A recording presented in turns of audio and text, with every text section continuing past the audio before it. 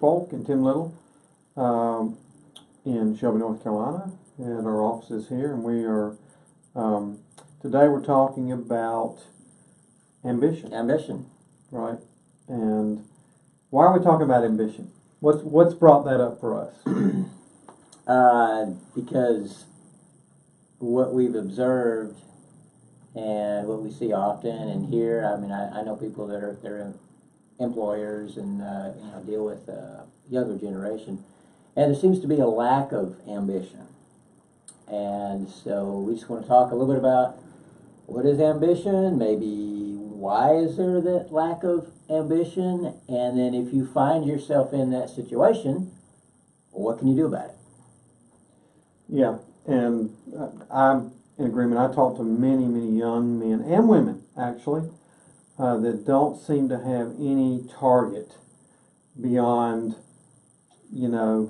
Watching Netflix tonight. Yeah, right. Or, they don't have any aspirations or goals. And it seems becoming more and more predominant as I talk. And even people, I'm talking about people in college, 2-3 years into college, that they don't really know what they want to do.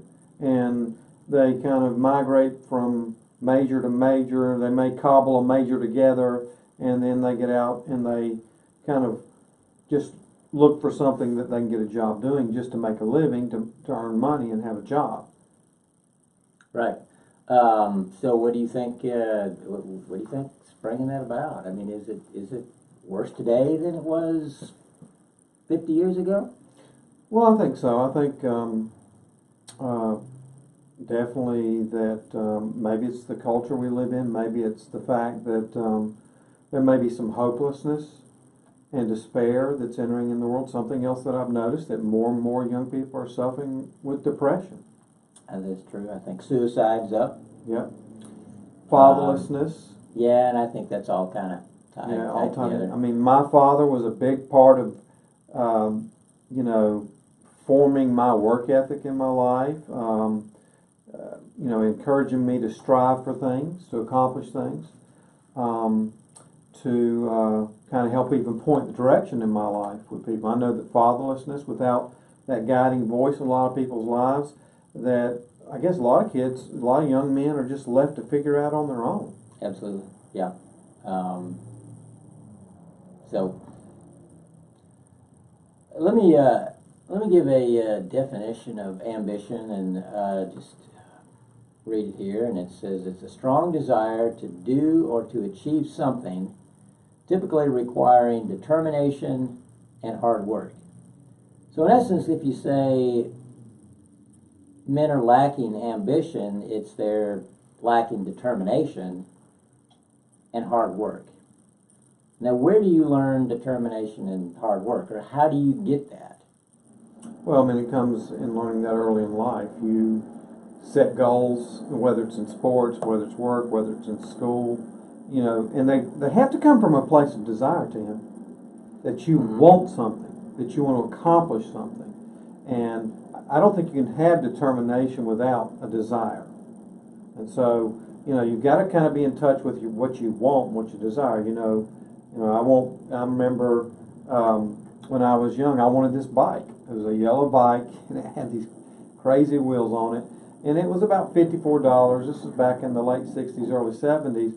I didn't have the money to buy it. I had a newspaper route. But, I did everything I could. I had to earn the money to buy the bike. Mm-hmm. And I was determined to get the bike.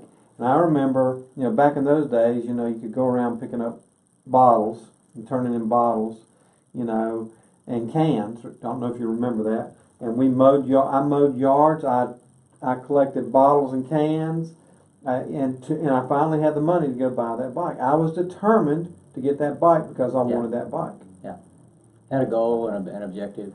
I wonder too if some of that might be a result of as parents, if you give your child everything they want, wow, yeah, you don't create hurdles that they have to jump over. Right. Then they aren't trained that way. That's true. And so I wonder if some of the parenting that we're doing is essentially training our kids that, well, you don't have to work hard to get anything. You know, it should be given to you. And so I can't help but think there isn't some of that isn't going on and hasn't resulted with where we are, because I think not all of it, but some of it I think we parents have to take responsibility for. Have we taught our kids that you need to work hard, and if you want something, you need to work for it, save for it, work for it, earn it. That's very true. And everything in life isn't going to be given to you. And I guess I'm listening to you. I'm thinking about the age we're in, and our children. They want the latest iPhone, the latest computer, the MacBook, the whatever it is, and like you say, I do witness a lot of people giving their children, I mean young children, $600, $700, $800 phones. Yeah, they haven't had to earn. They get the latest and greatest. You can spend $1,000. Yeah. So there's something to say about that. Is if they're not raised and not been taught to go after something and work hard to get it, then when it comes to this time in their life, first of all, they're not sure what they want, and then if they want it, they don't know how to accomplish getting it. Right. Another thing too that is that you don't value it. Right. It didn't cost you anything. Yeah. And so you don't really value it. You may not have a tendency to take care of it. Whereas if it has cost you something, it's like you're talking about your bike. Now, did you take care of your bike? You just leave it over at a friend's house, or you just walk away from it at school, or whatever it might be? No, you probably took care of that thing. I took care of it, and I rode it everywhere. Yeah, I mean, you enjoyed it. Yeah. And that's the other thing. The harder you work for something, the more you enjoy it. Right. And that's the more you respect it. Right. And that's a simple principle as parents. If you want your child to maybe enjoy something more, well, let them work a little harder for it. I mean, you don't have to put it out of their reach. I mean, your child. You have to work with the situation and things like that. You might be in a situation where, you can't afford it, but your child really wants to get it. Well, maybe there's some things you could do to help them. Point them in the direction of a job. Help them in that respect. Teach them how to save. But you could be in a position where, it's just pocket change to you, and it ain't no big deal. I still would encourage you to let your child work for it, and earn it in some way, and that will teach your child some very valuable things. When we talk to ambition and things like that, being able to work hard for things, determination, that'll teach them, I think, some things in those areas. And I guess I'm thinking also for, our initial kind of thesis or ideas, where do we see a lot of young people, a lot of young men without any ambition. They seem to be floundering. They seem to be rudderless, without a target, without a calling, and we believe every human being God created for a purpose. God has a specific purpose in His kingdom for each one of us. Now, one of my favorite jokes is,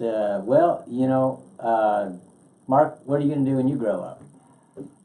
And so often, we kind of kid around. Inside that kidding around, there's a little bit of truth in that. Yeah. And the reality is, I'm not doing what I went to college for. Yeah. Though I did work in that field for a while, and the skills that I, got from there, I am using today. Yeah. So there's no question that. But to be honest with you, when I went off to college, why did I go and do what I did? Well, it was I liked fixing stuff, and I liked mechanical stuff, and so it was my dad's suggestion primarily. Why don't you do engineering? Yeah. So I think fathers and mothers, you have an influence there. I mean, you look at your child and see what you think they're good at. That's good. The other thing is I have found, and I can't remember the name of it, but there are some tests out there. It used to be, I don't know, it was a financial ministry that had a great test, and I had several of my kids do that, and I found it to be actually pretty good. I remember specifically I had my son do it, and in his degree and what he did, and then when you look at what he's actually doing now, that test, those were the things that said that he would enjoy doing. Not necessarily what he was getting an education in. So I thought, now that is really interesting. So there are some tools out there, and I would encourage you to do some research and try to find them. Yeah, and I think a lot of kids also, a lot of young people coming out of school with tremendous debt, and they feel trapped. Coming out of, and also, I don't believe that every young person should go to college. I think, that's just the next step for a lot of people, and they go to college without any idea why they're going to college. I think along those lines, the whole idea of a gap year has become more popular. Yeah. I think that's an awesome idea. Go out and get a job and deliver pizza, work at the local store, whatever it might be, and just do that for a year. Yeah. I mean, have some fun, try to save some money, get an idea of what it is, and you may know better, and you may get to know other people and decide, I don't want to do this, but I'd like to do this. And so I think those things are valuable, and colleges are much more accepting today than they used to be, for that type of thing. And again, going back to purpose, and I would say underlying all this, I always knew that God had a purpose in my life. I learned that very, very early. My parents taught me that, and they kind of guided me in that. They guided me. They allowed me to kind of seek out and to kind of travel down these different paths. Okay, well, I feel like God wants me to do this, and the mission trip. I spent, a summer in New York because I felt like, well, God wants me to go to New York right out of high school, and then I felt like I was supposed to, work in the church doing music and youth, and I did that. Went to school for music, but I'm like, I'm not doing that now. But it was always kind of God leading me into these purposes. And there were these desires. And I would go try them, and I'd find, man, I really love this. I really enjoy this. And Gary Barklow, who wrote It's Your Call, which is about your calling, he talks about, assignments that God gives you. And he talks about that God is initiating you and training you all your life into the role that he has for you. And so I think young people, if a young person is floundering and rudderless and doesn't know which way to go, first of all, know that God has designed you for a vital role, which is not something that you need to ignore. Yeah. Secondly, is to find out what that role is. Go find somebody, another older person that can see you, that can look into your life and say, look, I see your giftedness here. I see your skill set here. I see your passion here. Ask about it. Go find the book, about calling. Gary Barklow's book is great. It's Your Call. It's just tremendous teaching on this. But know that you have a calling on your life. And a calling doesn't mean you got to go off and be a preacher or a missionary. You might need to be a NASA scientist. Or a mechanical engineer for a while, or you might need to be a teacher, or you might need to be an opera singer, or a surgeon, or a mechanic. But go and look for it, seek it, test it out. We at New World Adventures, we're big about guys testing things out. I think Tony Evans says, run some plays. Yeah. And we believe in trying things out. So I would suggest to any young person that, first of all, find out what that desire is, and go. Okay, I think I might have an interest here. Well, okay, go take a class in it. Go, learn about it and see if a job. See if it hits home. One of the first jobs I took was kind of like, hey, I like motorcycles, so I'll go down to the Honda dealership and get a job. Now the job sucked. The what? The job sucked. Oh, really? But I had fun Yeah. because I liked that kind of thing. Yeah. You know, I didn't keep the job very long. But you tried it. But I went out and I remember learning something from that job. And that's the other thing, is that you will always learn something. Yeah. Even on a fail. Yeah. Okay, you fail at something, Yeah. you'll learn something. But I'm going to go back to something you said earlier. And I think a key thing is what your father or other mentors speak into your life. Yeah. And so as a father, as you watch your son, compliment him on things that he does well. If you see he has an interest in something, even if he doesn't feel confident in it, compliment him on it. Speak into his life, you know, powerful words of blessing. And, you know, that will set him on a course. And I believe that makes a huge, huge difference. I mean, a lot of us, I mean, if we had a coach that believed in us, well, then we'd go do it. If the coach said, well, you can run this play, you can catch this, you can do this, you can block that guy. I don't care how big he is, you can block him. Some reason you think you can do it, or you'll be willing to give it a try. And so there's a lot of power that a father has in his words, or a mentor has in his words to a young man. A couple other thoughts. You know, if you're a young man and you're in high school and you're like, I don't want to know what I want to do with the rest of my life, as we already mentioned, suggestion, maybe take a gap year. Yeah. A lot of gap year programs too. A lot of great stuff out there. I mean, there's a lot of, you can go do mission work for a year. That's a great idea. I mean, just go hang out, do something productive. Go to a technical college and take some classes that you might be interested in. Hey, I'd like to learn, like motorcycles, or learn, do a fire and rescue course or whatever. If you want to be, a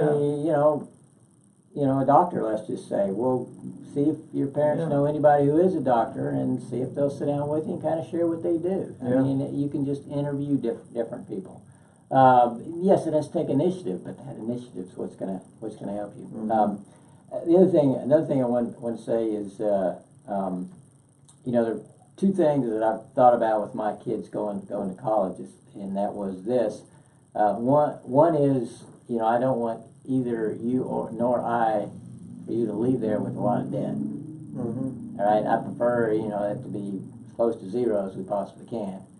And then secondly is if you're not really sure what you want to do, but you want to go to college, then get a degree in something you can get a job in. Yeah. Okay, because at least you can make some money while you're trying to figure it out. Yeah. But if you can't make any money while you're trying to figure it out, you're going to have to live with mom and dad. Right. And you probably don't want to do that. Yeah. If you got a good mom and dad, you have to go back underneath their house rules, man. And you're like, I don't want to do that. I want to be out on my own with my friends. Okay, well, at least get a job where you can support yourself. Yeah. And so those are just a couple of, to a young man that might be in high school or early in college and those type of things. But I can't, debt is a big issue when you're getting out of school, and if you've got $30,000, $40,000, $60,000 of college debt, I mean, that's just a noose around your neck. Well, it's a trap. It crushes your spirit for years. Yeah. And there's just many things you won't be able to do that's right. with that. And so there are other alternatives. I mean, you mentioned, community colleges. There's online stuff. Journeyman programs. There's so many things a lot of that technical you trades. can do. It may not be Division I football every weekend. Yeah. But buying a ticket to the game is probably a lot cheaper than going into debt that much. Yeah. You know what I'm saying? Yeah. You can still go hang out with your friends at the football game. Yeah. And so I think we need to encourage those people that struggle with ambition or feel like they don't have any direction to go in their life, is to spend some time. If you're a Christian, if you're a follower of Christ, you definitely need to get in the Word. You need to see. You need to know the truth that God has created you, crafted you uniquely. You need to know that first and foremost. Okay, God's got a plan for your life as an individual. Yeah. We cannot say that enough. Secondly, then you need to find people that you can talk to that understand that, and that are not just looking to point you in the way to make the best money, or just to fill a slot, but say you're uniquely created and gifted, and let them help you discover it. And as you say, then where we coming back to the beginning of this conversation, then once you find that, if you find that heart's desire, man, that determination and that ambition will kind of come in. And then you can start making some plans. Say, you know what, I need to get my determination, my ambition is I need to do this by this time, to get to this point, and start moving down the track. Yeah, and start moving. Start moving. Yeah, because if you're sitting there, it just ain't gonna happen. Right. You've got to be moving in some direction, even if it's a fail.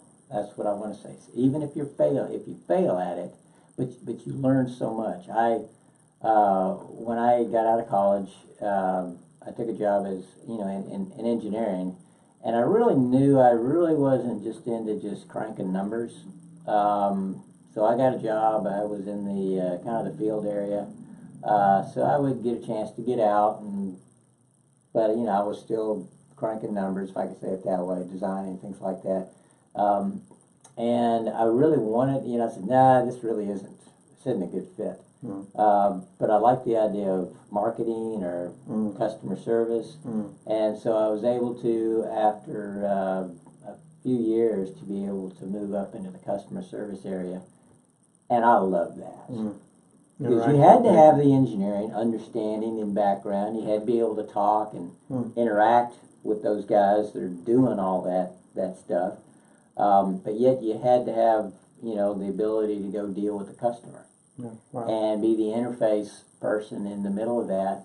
And I found that, man, that's, I really, really enjoy doing that. And so there is an essence of trial and error.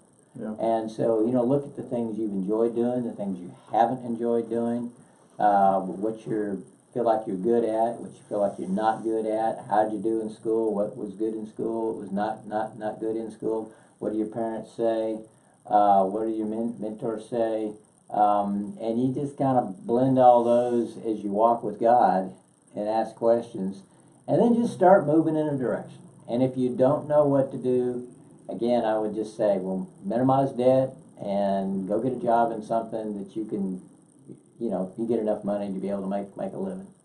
And then that buys you some time, and that gives you opportunity to try some things out. Well, thanks, Tim, and hopefully this has been helpful to some guys, and maybe we'll talk about this another time. If you have a topic you'd like us to talk about, you can click on the link below and send us an email. And just anything that we can help with or talk about. We've got a few years under our belt. We help a lot of men. We do a lot of counseling. We've been helped a lot ourselves. We help each other a lot. So we'd be glad to help in any way we can. So from New Wilderness Adventures, thanks and God bless.